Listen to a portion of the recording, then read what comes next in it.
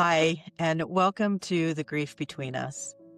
I'm Patti Merrill, chaplain and founder of The Waiting Place, a nonprofit grief center dedicated to creating space for honest conversations about loss, love, and the complicated journey of healing. I'm really grateful you're here. Whether you're grieving yourself, supporting someone you love, or simply wanting to better understand the human experience of loss, this podcast is a place where grief can be spoken about openly and listened to with compassion. So wherever you are today, thank you for joining me. Let's begin. Today's conversation is with Parker. Parker is someone who's very dear to my heart because he's my nephew's boyfriend, but he is also someone who's very thoughtful and grounded and quietly brave. He is a radiology tech student and a former CNA who values early mornings, which completely opposite of me. His family, and he likes to practice yoga, and these are things that help him return to himself when life can get overwhelming. Music has also played a meaningful role for Parker, including the song "Every Day is the Worst Day of My Life," which I've never heard, but I'm very curious about now, by the Lemon Twigs. Parker describes this season of his life with one word: confidence. And he hopes that this conversation will leave you feeling reflective rather than resolved. So, this is Parker. Today's conversation is really about that kind of grief that often goes unnamed. The grief that can follow choices that you made with integrity, which maybe at right now you're thinking, what does that even mean? So stay with us. It's grief that follows choosing something that's true for you. And then with that choice comes the loss of belonging, the loss of language, loss of relationship. So let's just kind of dig right in and start there. Before the changes that we're all going to talk about here, let's talk about your faith community. What was your faith community for you? What did it mean for you? Well, growing up, my faith community was everything. I had a really big extended family and immediate family, and everyone within both of those was of the same religion. And so were most of the people I went to school with or hung out with. I went to church every week. I went to mutual every Wednesday, but it was everything. I remember there were times in high school where I would go to church alone or other activities alone, even though I knew none of my peers would be there or any of my particular friends. Is a regular seminary attender. Hmm. So that shapes the way I looked at everything. Yeah. Very important. Yeah, it was every part of your life. It wasn't just church. It was church and school and home and friends and just like everything. There was no part of your life that wasn't touched by your faith and the teachings of that community, as well as the people that were in that community, it sounds like. Yeah. So before we go down more that path, I want to back up maybe a little bit and talk about your experiences as a CNA. Because what we're talking about is loss and grief. And you had shared with me, you had some really eye-opening experiences as a CNA that maybe helped you understand this grief and this loss in a different way than other people might. Yeah. So I worked for a couple years as a CNA in a unit. They call it an LTAC, which is long-term acute care. Mhm. And lots of people haven't heard of them, including many medical professionals. And that's because most of the patients there are coming from the ICU, many on ventilators, but they need longer term care than an ICU. It's about a step down from an ICU. So often people would come in on a ventilator, they'd stay with us for a few days to a few months and then move to like a rehab facility. Mhm. So we had some pretty severe cases, and that included lots of people who were close to death or even terminally diagnosed or prognosed. And so there was an interesting mix of people who were just fine, people who were getting better from near-death experiences, people who were actively dying, people who we didn't know the outcome of, and people who died. There was lots of code blues, which is like when someone stops breathing and their heart stops, CPR Yeah. or intubation. So it was so interesting because because so many of the patients would stay there for so long, weeks or months, and working long days with a load of 6 or 7 patients, I got to know a lot of them pretty well. Yeah. And some of their families also, which was the best part of the job. But one interesting thing I found is, I don't know, you can learn so much from people who are nearing death or believe that they're nearing death because it lowers their inhibitions, makes them more open to talk about their regrets and their successes in life and their reaction to dying, as well as their families. And it was just such a wide, what's the word, spectrum of reactions in that situation. Some people, especially people who had lost someone before, were more ready, had those patients and their families had more peaceful goodbyes. They were more at peace when they died. And then there were others who it was so hard to see their family members so sick that they wouldn't come visit. And that would make, in my opinion, that would make their family member less likely to pull through. Yeah, interesting. Yeah, those connections really made a huge difference because the nicer patients tended to be people who had cultivated a community around them their whole lives, whether that's friends or family. Yeah. So they had more visitors. And then the patients who had less visitors tended to have worse outcomes, physically. And I'm sure there's studies on this. This is all just my experience. Yeah. But which is what we're wanting to have today. Yeah. But yeah, there were patients who, I had one patient in particular who had CPR. I performed CPR on them one time, but they had it like 7 times in a 2-week period, and they were in their 80s, and they really wanted to go to be let off life support because their ribs were constantly being crushed, and it felt to them like it was their time. Yeah. But their family wasn't ready to say goodbye, and their family, ironically, never visited. And so that patient was kept basically alive against their will in a very suffering way. And I just thought that was so interesting. There was other cases similar to that, but yeah, grief is important. Yeah. It's important because it can help you. Without that grief, everything can be worse. Yeah. I do want to circle back around to this song, Every Day is the Worst Day of My Life. So this song came up because I asked you the question is if there's a song that came to your mind that helped you through a really hard time. So just talk to me a little bit more about the song. I've never heard of it. I'm so curious. Like I need to look it up and listen to it. It's kind of funny. It felt silly the first time I heard it. Like, this is so emo because it's the whole song. Yeah, it sounds really depressing. Yeah. It's from a band. I don't know any of their other songs, but they opened for another artist I saw in concert once. And this is the only song I have saved by them, but it's called Every Day is the Worst Day of My Life. And it just repeats that line over and over. There's no other lines. There's no other lyrics. Okay. An upbeat or sad? I mean, like, is it, what kind of? It's pretty sad. Genre? Okay. It's pretty sad. Okay. Yeah, it's contemplative. Okay. I feel like it's almost meditative, but more importantly, it's just, there've been times where that has felt true to me. Yeah. Like in times of, deep depression or, when I'm having a hard time with relationships, with my family or friends, and everything just seems like it's going wrong, or like you haven't had a good day in a month or 2 or 3. Yeah.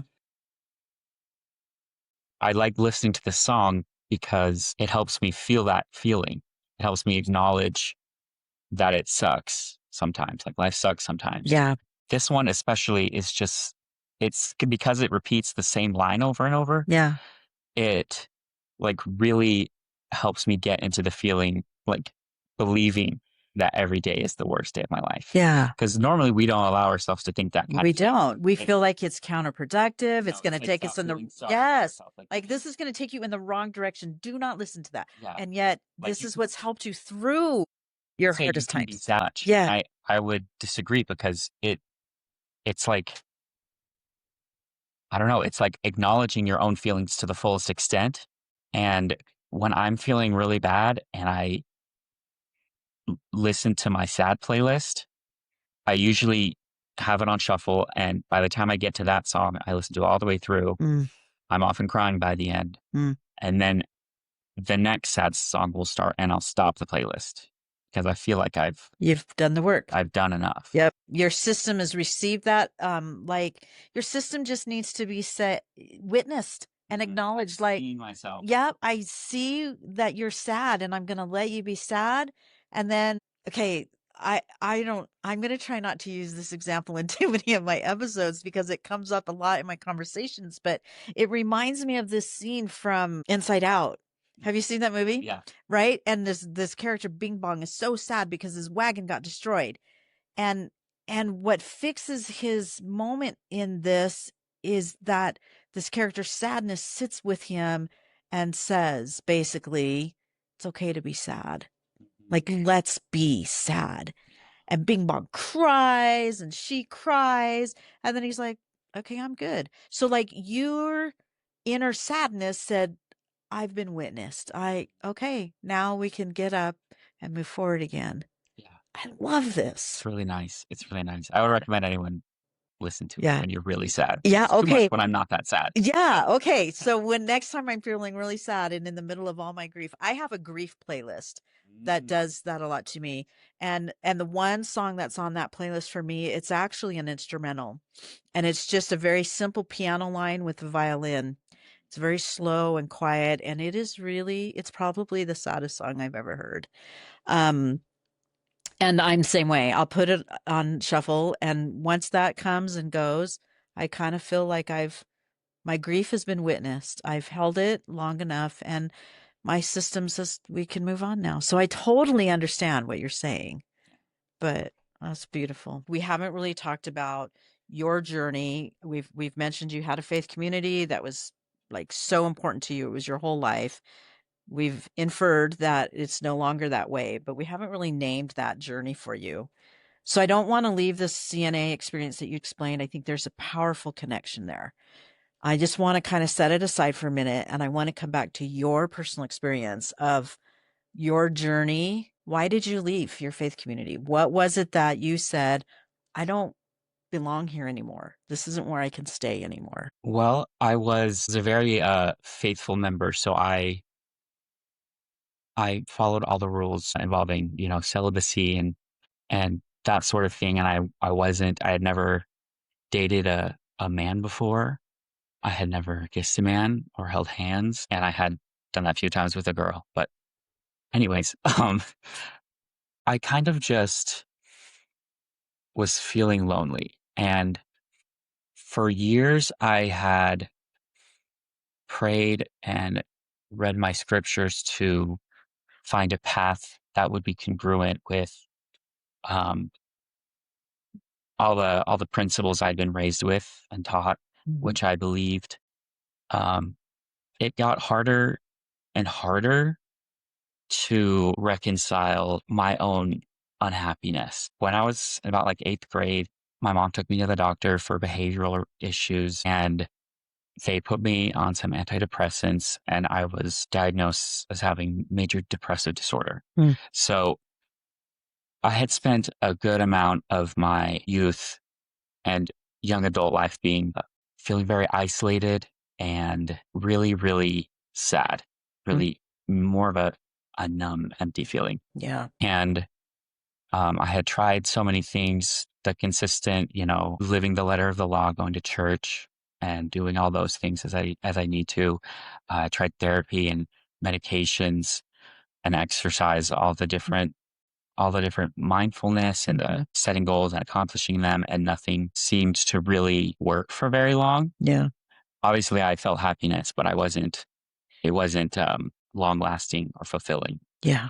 And so I was attending BYU, Idaho in Rexburg, and all of my friends were gone for the holiday and I had to stay and work. So I had, at the time, it felt like, I don't know what urged me to do it because I was so pious. I was so religious. Yeah. But I just had this curiosity in me. So I decided to kiss a boy. I found one on an app, a dating app, and I went and kissed him. And then we had not that long of a night. We hung out for a little bit and then we started texting. And I had never felt this before, like everyone has that, remembers their first experience dating, Yeah.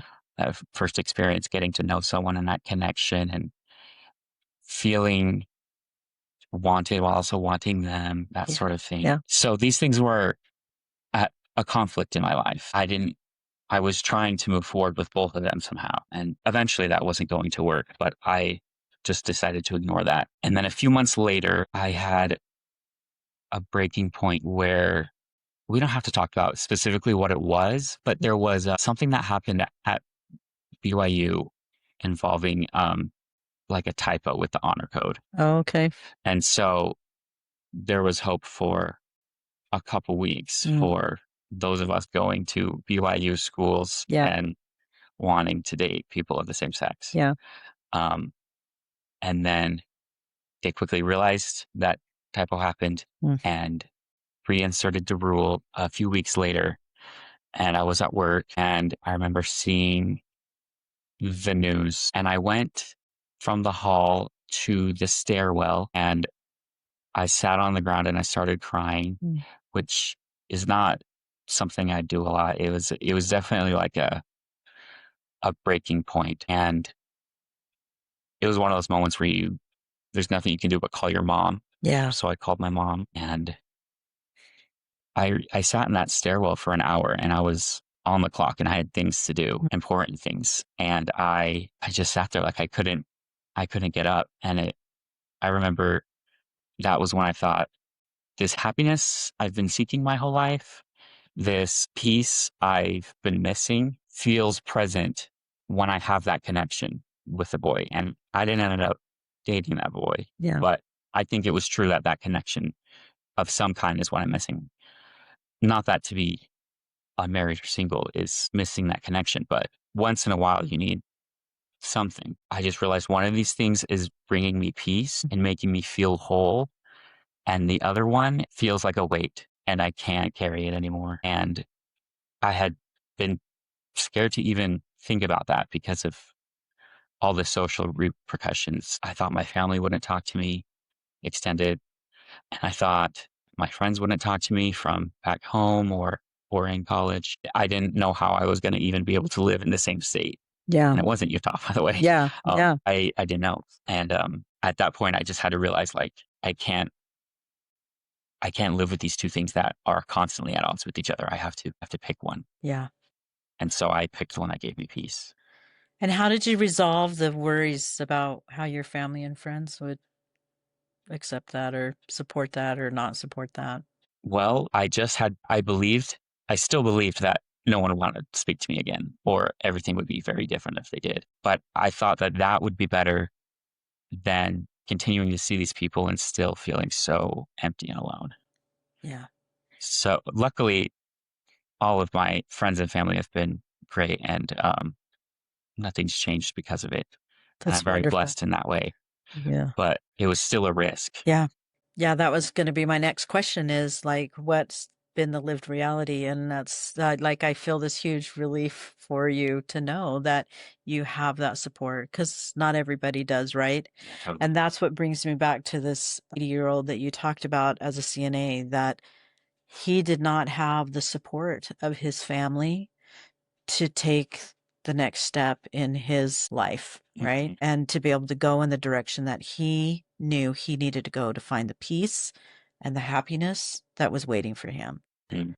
And so I just, my heart hurts for whoever that person is, that he didn't have that readily available.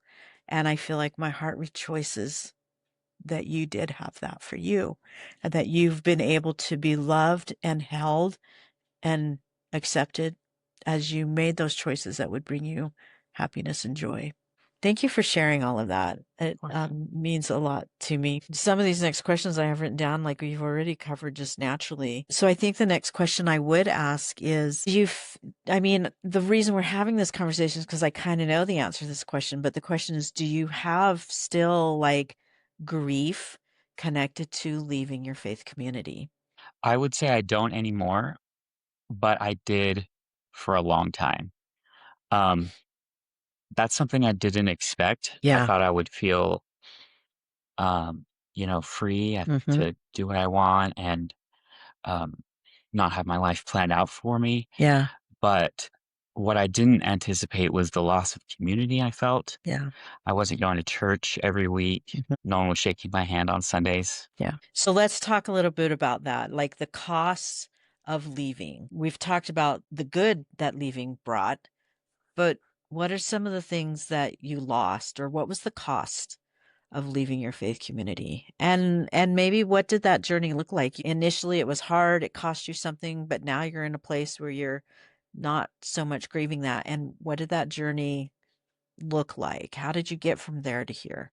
Well, I took a long time telling everyone. Before I decided to pursue dating men, the only person I had told was my mom, I think, and one other friend who I hadn't spoken to in a while. I knew everything was going to change. I thought, you know, as I said, I feared people would leave my life. And so I just decided to do it in one big Band-Aid rip. So I posted on social media and I'm pretty funny. So instead of having like a teary Yeah. post about it, I just posted a bunch of memes that had the word gay in it. And I figured everyone would get it. Yeah. And the interesting thing was that it kind of felt like nothing happened. Uh-huh. Like on one hand, a weight was lifted Yeah. because I wasn't carrying this secret in every environment with me anymore. But on the other hand, nothing happened. And Like an outpouring of support or resistance, neither.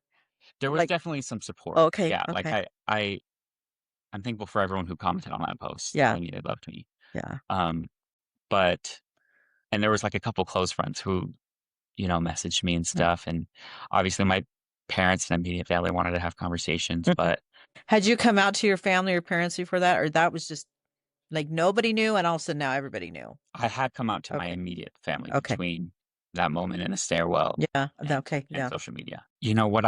What I still do feel like I have lost is the respect of some people. I wouldn't say it's all people or a majority, but there's definitely a few people who now have a tendency to look down their nose at me when Mm. they didn't before. And that's, anything you do is going to make someone mad. This is so true.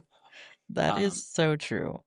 but initially, the biggest loss was, what am I going to do with my life now? Because Yeah, before it was all planned out. yeah, I wanted all of the things that this church offered me. I wanted a tight family. I wanted marriage. I wanted kids. I wanted the community. I wanted my kids playing with their friends in the ward and going to scouts. yeah, Um, and I wanted peace in a community that is proud of itself and doesn't try to fit the status quo in every way, yeah. which can be refreshing. When I say it now, it doesn't sound like that much, but back then it meant a lot to me. I could feel that it's a lot. I mean, what I hear is that everything that you were hoping for, everything that you were looking forward to was now off the table for you. Now what? It's like okay, now what? Like I've got this one piece that's where it needs to be. I've settled on that. I know this was what I needed to do, but everything else is gone and you just have this clean slate, so to speak. That almost makes it feel too positive, right? Hmm. Like this emptiness, this Yeah, empty void. more empty than clean slate. Yeah, just this empty void that's sitting in front of you and you're like, where do I go from here? Hmm. Like a loss of identity Yeah, happened. I can't believe I forgot that. Identity is the biggest part. Yeah. I used to think of myself like, this is where I was born. Like, my family's been here for generations on all sides. Like, Yeah. this is this is who I am, whether I like it or not. Yeah. And now I'm just not. Yeah. Hey, sorry to interrupt. This is Patti. Just before we continue, I want to share something briefly. As the founder of The Waiting Place, a nonprofit grief center created to support people as they navigate loss, and as a chaplain, one of the ways that I offer support is through grief companionship, which means I'm simply walking alongside people in their grief journey with compassion, listening, and spiritual care. If you or someone you love could use that kind of support, you can visit thewaitingplacefoundation.org, go to the community tab, and then click on programs and services to learn more. or you can go directly to the contact page to reach out. It would be my privilege to sit with you in that sacred space and accompany you. One of the questions I had is like, what felt most inconvenient or misunderstood about this whole loss? And you just named all of that. So now I want to know, like, so how did you move forward? How do you stare at this void and find the courage and, I don't know, start figuring out what is out there for you, that there's something out there for you? Well, I had a while to think because this all happened around the time COVID happened. Mm, And everyone went indoors, schools went online. So most of my friends at mhm, college um, went home to mhm, their various states where their parents lived. And I was pretty lonely. I wasn't reaching out to many people online. And I didn't have any friends in the same city as me. mhm, So I ended up meeting a guy, and he was also pretty lonely. And we started dating for the rest of that year and into the next year. And I moved in with him. And that I think was misguided. I think that was not the healthiest move for me, but I didn't know what else to do mhm. because all of the options I had in my head before weren't available to me anymore. Yeah. And then after that relationship ended, I moved to Utah, and you just have to live life. You know what I mean? So I started pursuing school, later dropping out, going, I don't know. I felt lost for a few years. And then in 2023, I think my New Year's resolution that year was to finally get good therapy because I had lots of therapy in my life, but usually it's the kind that's covered by insurance, and Yeah. you get X amount of Yeah. sessions, which is usually as many as it takes to get to know the therapist. It's so true. Um, and so I decided I was just going to work, not put so much pressure on myself in school because Mm, I struggled that way too. And I got a really good therapist who she taught me a lot, but the main thing she taught me was about acceptance. mm, And that has shaped my entire life since and made all the difference. I feel it in everything. And it was a hard lesson to learn. I remember there were like multiple sessions where she tried to tell me about it and I was just not getting it. mm. So, like, acceptance of where you were in your life, who you were. She told me this is what finally got me to understand was she told me this story. Like, imagine you're walking down the street with your friend. You've just gone to the park and you're walking home, and your feet get really, really sore. And so you just sit down on the sidewalk, and your friend's like, "What are you doing? Yeah. Like, get up. We have to go." And you're like, "But my feet hurt. I can't walk because my feet hurt." And she told me, you can, that's true. Mhm, Your feet are hurting, mhm, and that's not going to make you want to walk. But it's not going to, sitting here isn't going to solve the problem either. Your feet are probably still going to be sore, mm, and you've got to get home some way, somehow. And so that the logical thing to do is to accept that your feet hurt and keep going. Just accept that that's something you can't change. That's the circumstance you're cursed with, and just move forward. And without trying to, do all these mental gymnastics to change the situation, okay. just see it for what it is Yeah. and deal with it. So, even though it's hurting, you can still progress. And wallowing in the hurt isn't going to help. That's amazing. I would have a lot of pushback for that therapist if that was the case. If my therapist is listening and you want to have some pushback, you ask me, tell me that story and we'll talk about it. But that's so fascinating. I love that it came at a time for you that you needed to hear that, and it was what you could hold and say, yeah, that makes so much sense, and then you could move forward with that. And I can imagine that it wasn't like, I'm good. I never need to come back to therapy again. We're just good now, right? That there's time. It took time to kind of really prove that that was something you could do and that it would bring positive change. Yeah. I want to move in a little bit. So I am the parent of children who have left their faith community. And I find a lot in my life and just, that in these types of situations, society is always focused on the parent's grief. Like, this is so hard that your child has done this to you, and whatever narrative people want to impose on top of that. And I think that for me, this is why this is so important in our conversation, is because I think society doesn't take the time to understand your perspective as the one who's left. And when the conversations about this focus more on the parents than on the child and your choices, how does that land for you? What are they missing? Well, I think interestingly enough, for, both the parents and the child, I think they both have a lot of reason to be confused and upset and need to grieve. Because, I would define grief as like learning to accept and live with usually unexpected major life change. Yeah. So like when someone dies, that's a major life change because Yeah. they're not coming back. Yeah. And if there's someone that was close to you, that's going to be a felt void. Yeah. And so it's the same thing when, a family member leaves your faith or goes down a path that you didn't intend to lead them down as Yeah. their parent. Yeah. But just like I was saying with that, story of acceptance, it's important to grieve the fact that I think that the child's eventually going to grieve the life that they thought they would have. Yeah. They're going to have to. There's no getting around it. But I think sometimes the parents don't know what to do because they did everything they were taught to do and it didn't work out, and now they're thinking, what now? Yeah. Um, and so it can turn into other things like denial or anger, Mm-hmm. anything. And but I think what's missing from that whole conversation Yeah. is the parents need to accept the new reality, because Yeah. the new reality is that your son or daughter isn't going anymore, and shunning them isn't going to bring them back. I don't know who that's worked on, but I personally, from my experience, I'd say no one. Right.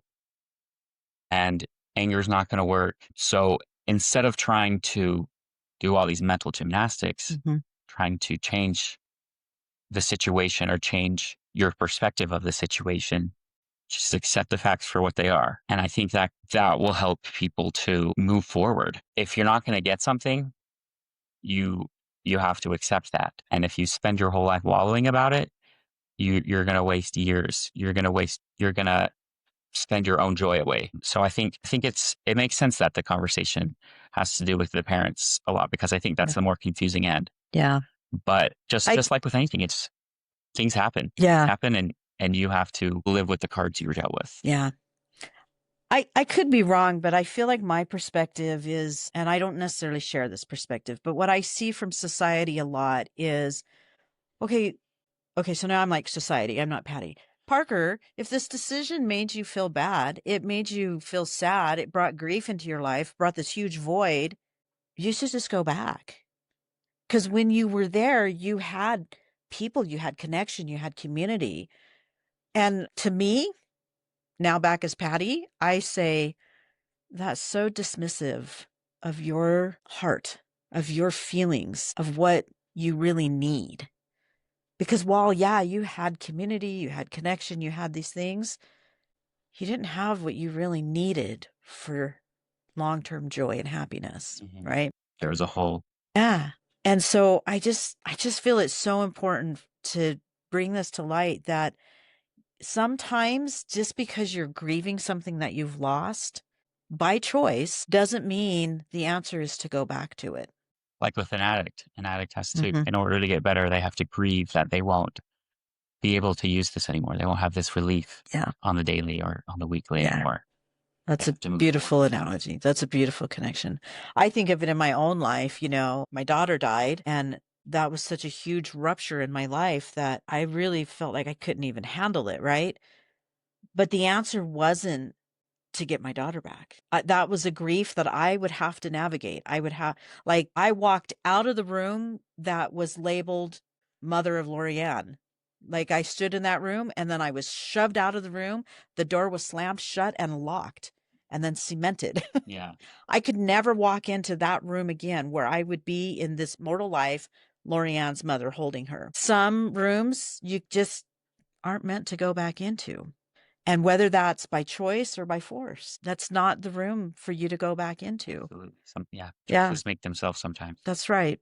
So you're standing in this hallway, and maybe, you have this huge void. It's like you're standing in this hallway and no other door has opened up yet. But the answer is not to go back into that other room. Yeah. It's like you don't know what exactly is right, but you know one thing that's not right. Yeah.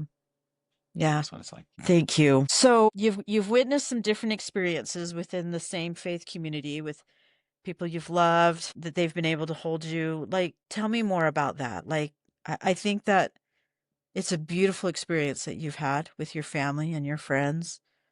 I'd love for you to elaborate on that a little bit more. Well, I'm very lucky for a couple of reasons. One of them is that I also have two gay brothers. So, and we all kind of found out about each other at the same time and came out about the same time. And so it made the shock bigger for everyone that knew us, all our immediate and extended family and everyone from our small town. But I think, that made it a bigger deal. That made people think about it more, made them react more thoughtfully. Cause, if one person's gay, it's like, oh, that weirdo. Yeah. But if it's three of them, it's like, wait, hold on. Yeah. What happened here? Yeah. What's going on? And so I felt, especially in my immediate family, lots of acceptance. My parents have been great.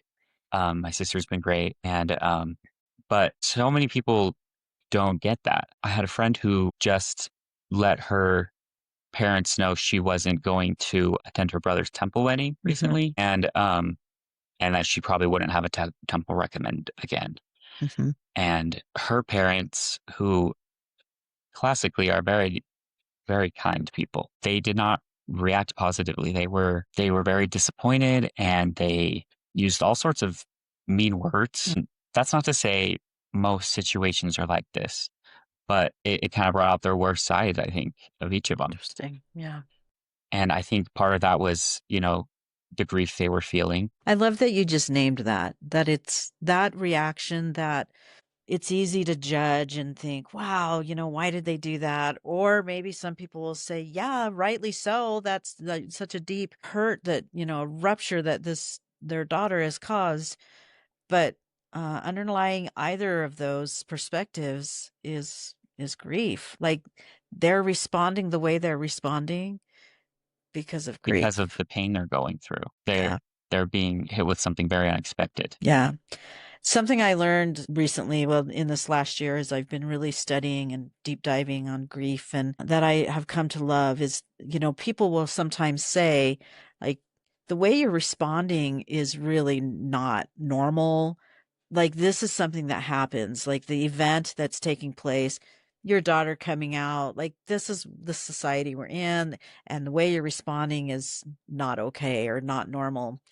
And I kind of like to flip that other way around for her parents. And I'm not trying to excuse or justify behavior at all, but for them, I think that their behavior is normal for an event that was abnormal. Their daughter has never come out to them before. That's the first time it ever happened. And the way that they respond, that's a normal response for grief. And so to give them that grace, I mean, I just love that you did that, even though what they're doing is very hurtful to their daughter, and she's going to have to deal with her grief regarding that. And how she responds to that is going to be normal. It's a normal response, whether she's angry and hurt and it's a huge rupture in the relationship or whatever comes out of that. Right? Because what's abnormal for her is that her parents treated her that way. Especially, you name that they're normally kind. And I think that's something important for people to understand about grief. And the way that your family responded, that's a normal response. It's a beautiful response. But they took their grief and responded in the way that's right for them. What do you think, Parker? Like, you're so open-hearted about this. You're so willing to talk about it and be vulnerable, which I'm so grateful for. I appreciate it. What do you think allows you to stay open-hearted and be able to talk about these things? I think a lot of the confusion and hatred and tribalism in our world right now could be very different if we were all more open and more able to see other people's sides of things. because I think most people have a point. Yeah. Two things can be true, even contradictory things, but everyone's just, digging their heels in. Everyone's seen a couple TikToks that have confirmed their biases. Yeah. And I think we all have more in common than we think across all cultures, across all times. Even. Yes. I think we have more in common with our indigenous ancestors than we think we do. Yeah. That's a beautiful thought and concept. And I love that. I mean, one of the things that I love the most about having all these different conversations with different people about how grief has showed up in their lives or wherever these conversations take us is that I'm beginning to really see clearly how even though they're different experiences, we're different personalities, we have different viewpoints, we are more alike than we are different. Yeah. Yeah, that's so beautiful. There was a moment I had a few years ago. It was conference weekend after I had stopped watching, but all my friends were LDS. Mm-hmm. And so I just remember I had nothing to do that weekend. So I just did like a self-care type weekend, did my grocery shopping, did a hike. And I just remember feeling like, not in any extraordinary way, but just like that was a nice self-care weekend. Yeah. And I imagined all my friends coming home and they were probably having similar feelings about going to conference. Yeah. And even though we had completely different beliefs and different ways of satisfying our spiritual needs, Yeah. we had all fulfilled our needs. And so that I thought that was beautiful. I love that. I feel like that's such a great note to end on. But before we really do end, like a couple questions. You can answer one or the other, or I don't know if you feel both, but like if someone who's listening, if walking a similar road, wherever on that path they might be, what do you hope they can take from this? Or what would you want them to know? Or is there anything that feels important for you to say that we haven't touched on yet? Love is always there, and it is the most dependable solver of problems, and it gets better. Everything gets better.